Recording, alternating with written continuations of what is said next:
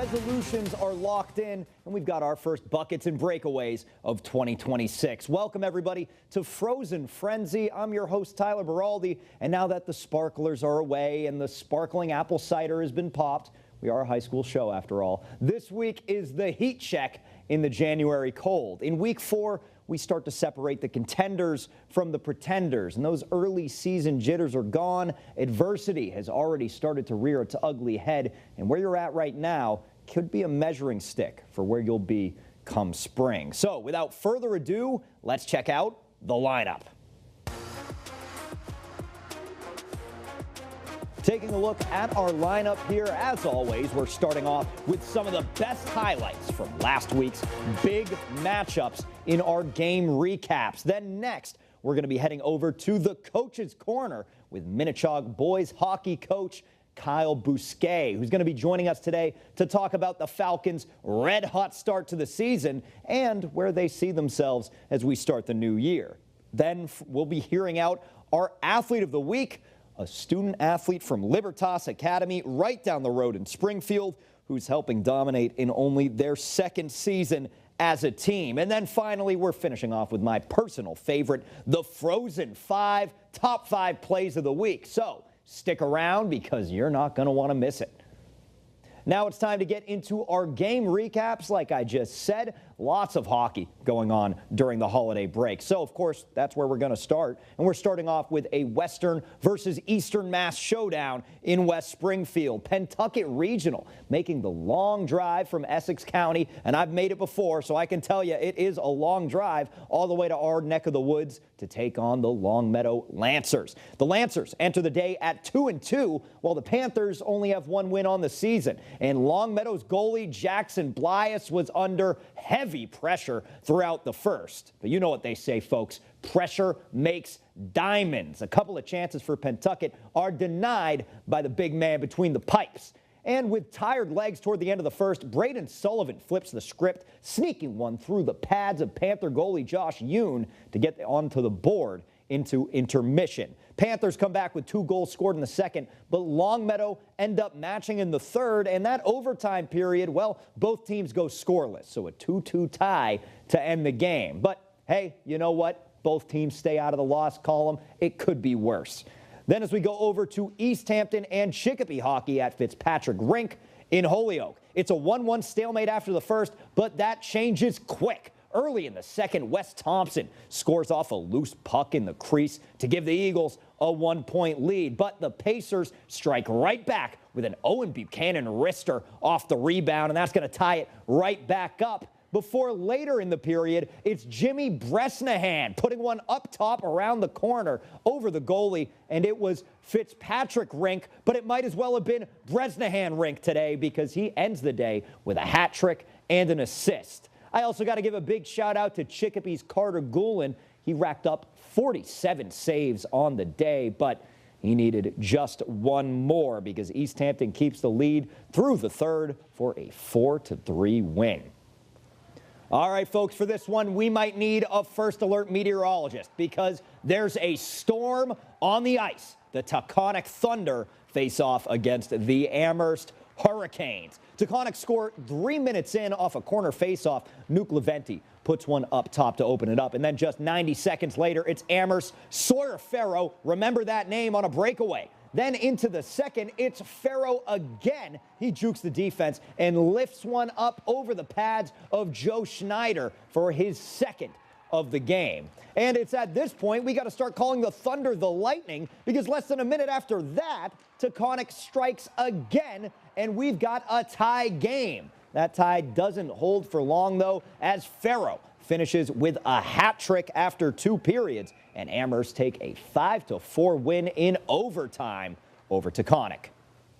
Off the ice and onto the court now, we have a huge matchup in Northampton as those Blue Devils take on Longmeadow. The Lancers open up strong with a 24-point first quarter, led by Jacob Millet's 10 points, and that's the same tally as the entire Blue Devil box score to that point. Northampton's defense does show up in the second, though, holding Longmeadow to just 9, while they score 9 of their own going into the half, 33-24. But the Longmeadow Lancers were just too hot throughout the entire contest otherwise. 4 threes from Jackson Pisano leads to 17 total points, and 13 from Noah Morin puts 3 Longmeadow players in double digits. So they just couldn't find an answer for this Longmeadow offense. They get the big division win up north.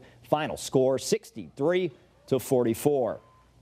Now back onto the ice, Chog hosting a Central Mass team now, the Grafton Gators. And off the rip, we kind of knew exactly how this one was going to end. It was a dominant performance by the Falcons, scoring 4 in the first period alone. And although goalie Chase Foley gave up 2 of his own, and that's a catchy name right there, he turned into a brick wall for the rest of the matchup. No goals allowed and 15 saves throughout the contest. In the later periods, Chog, well, they just had a field day. 3 goals in both the second and the third. The Gators just had no answer for this squad of Falcons, and they took an incredible double-digit 10-2 victory.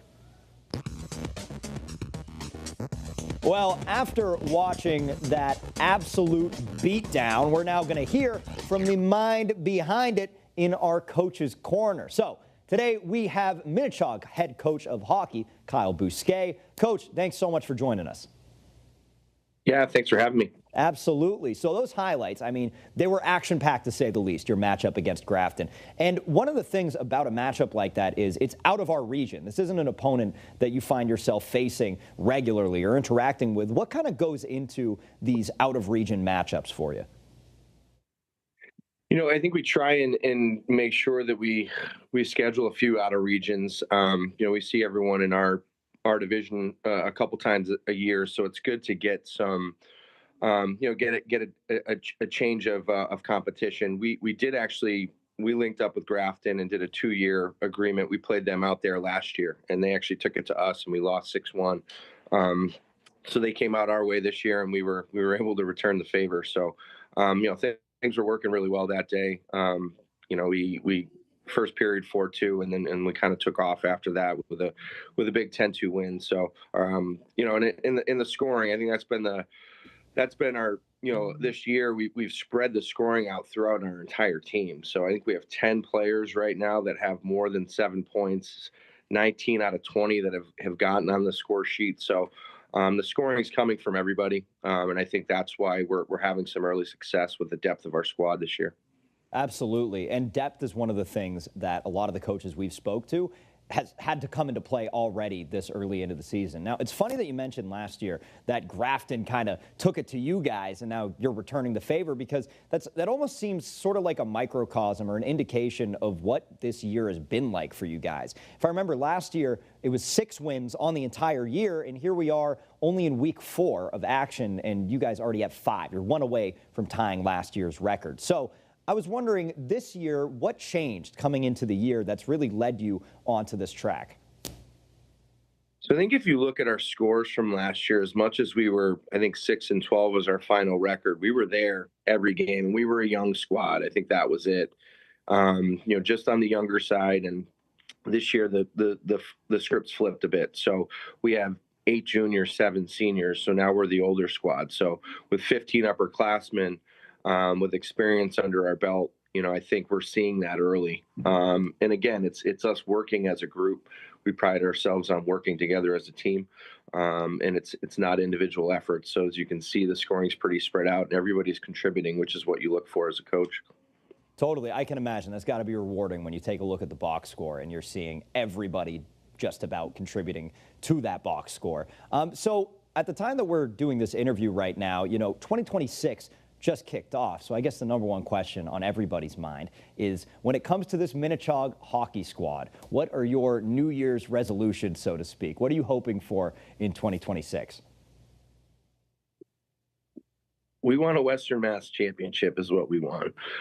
That's what the boys want first and foremost. And then to get into the state tournament would be next for us. And I think, as a group, we know that we can accomplish it. I think it's, with that early success, we've put the target on our back now too. So the expectation is going into the rink that we're going to get everyone's best game because of the start that we've had. So I think everyone recognizes that we have the group to do it. At the end of the day, it's all about showing up and executing and putting in the work to do it. So we have another game today, Friday against Amherst, looking to get to our 6th win. So every opportunity for us, we say, is whether it's practice or a game, it's an opportunity for us to grow as a group and get better. And I think we've done that up to this point. So, we're just really excited to finish out the rest of the season. And, I think we got a great opportunity ahead of us. Well, Coach, if your game plan is to win the Western Mass Championship, you guys are on the right track right now. Like we said, 5-1 to start the year. What a fantastic start. That's going to do it for the time that we have for this interview, though. So thanks so much for joining us, and best of luck with everything you have on this road to that championship. I appreciate it. Thank you, and Happy New Year. Yeah, Happy New Year to you as well. All right, everybody, you already know what time it is. That's our Athlete of the Week. And today we're actually staying in Springfield, where we find Luis Campos. He's leading his team to a hot start in just the school's 2nd full season. Well, everybody, we're here with our Athlete of the Week this week, Luis Campos of Libertas Academy. How are you doing today? I'm doing good. How are you? Oh, I'm doing all right. Doing a lot better now that we have you here. Now, of course, you are the power forward for the squad right now. And look, we don't have the exact averages on points per game. It's one of the downsides of covering high school sports in Western Mass. But we do know that every box score that we have available, you are absolutely filling the stat sheet. So coming into this season, what was your mentality like? Because, you have the entire school year leading up to the winter here. My mentality was basically go out there and show everybody what we've been working on. We've been the underdogs for a pretty long time, and we just had to show out and show up for everybody. We had to put our school in Springfield. Everybody always put us as, oh, they play lower division, blah, blah, blah. But we've been playing D3, D2 schools. Yeah, we lost the other day to a D2 school by 3 points from Boston. But that's just like certain things that people are not seeing that we've been putting work into. Absolutely, and it shows. Record 4-2, and those out-of-region matchups a lot of the times are, it's harder to game plan against. But speaking of the game plan here, as sort of our representative of Libertas Academy right now, what is if you could describe whether it's your play style specifically or the team's play style as a whole, for the people that have been sleeping on you, how would you describe it? I feel like we play together good as a team. Like our chemistry together, we've been together all the time. We hang out all the time. So it's like we build the bond together. We got to trust each other. Sometimes we could go at it head to head, but it's just like it's the little things that we get together that we're never scared or back down from anybody. Totally. Yeah, it makes sense. And of course, that seems to be a common trend with most of the athletes we've been speaking to is a lot of community, coming together as a team, at least for the successful squads that we've spoken to. So the season's young, obviously, but what have been some of your favorite moments so far, if you can recall back, just from the 6 games that we've had so far? Playing against Bay State, I still remember how much they were talking, how much they were going to beat us, and we went out there and beat them by 30.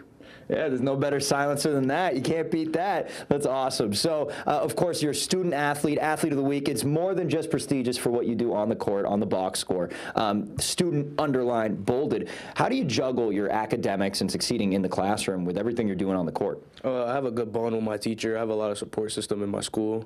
They manage to, help me through, getting through problems, getting through, the small things that I struggle with, and maintain what I need to maintain to keep my goals for longer success. Yeah, it makes sense. Teachers always incredibly important. We love our teachers here at Western Mass News.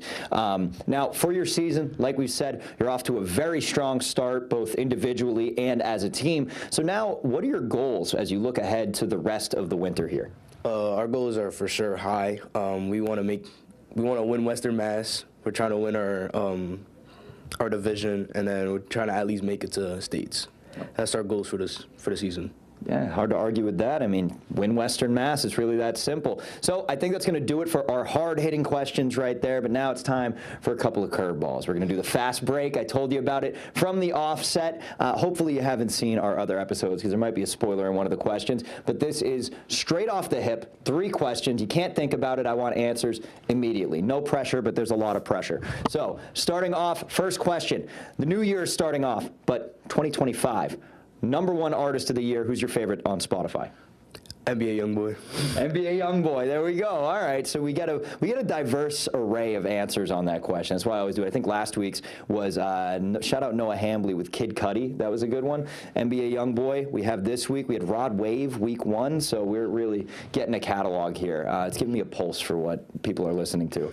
All right. Second question. Favorite athlete of all time? LeBron. He's the best player ever. Happy birthday to him.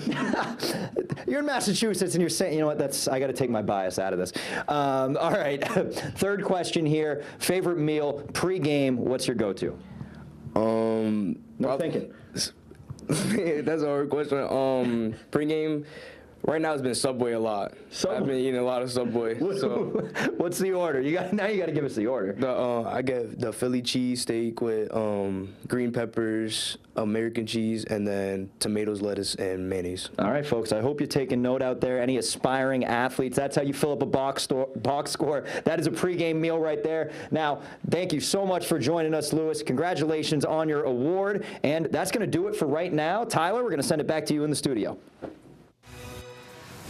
Why, thank you, Tyler. And hey, if you know a special athlete who's making an impact both on and off the court or the rink, you could scan the QR code on your screen right now to nominate your athlete of the week, and they could be featured right here on Frozen Frenzy.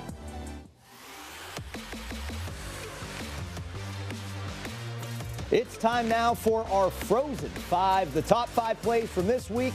And as always, we want to see from you. Submit your own clips if you'd like, anything from varsity to JV, even pickup games and backyard sports. We'll showcase them here, and all you have to do is head over to our website, click on our Share It tab, and show us what you got. Now, let's get into it.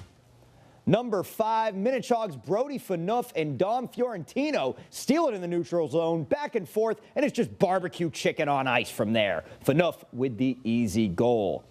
Number 4, Longmeadow possession. They can't find anything inside, so what do? You dish it out to Jacob Millet for the deep 3, and that's money for the Lancers.